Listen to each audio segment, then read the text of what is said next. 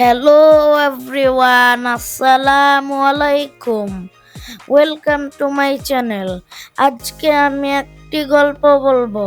গল্পের নাম রাক্ষস এবং কৃষকের গল্প, ঈশপের নীতি কথা। একদিন এক গরিব কৃষক তার ক্ষেতে কাজ করছিল। হঠাৎ সে একটি সোনার হাড়ি খুঁজে পেল।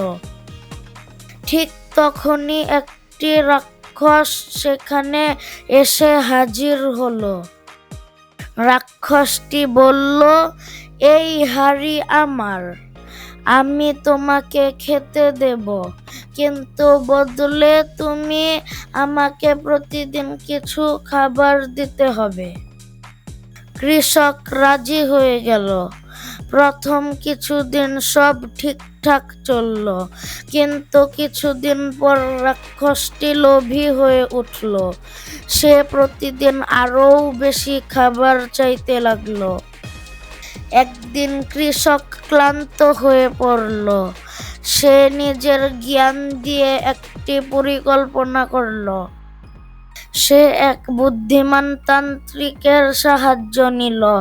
তান্ত্রিক এক মন্ত্র দিয়ে হাঁড়িটি বন্ধ করে দিল। রাক্ষসটি আর কখনো বের হতে পারল না। এইভাবে কৃষক রাক্ষস থেকে মুক্তি পেল এবং শান্তিতে বাস করতে লাগলো। নৈতিক শিক্ষা: লোভের পরিণাম সর্বদা খারাপ হয়। Thank you for watching. Bye bye.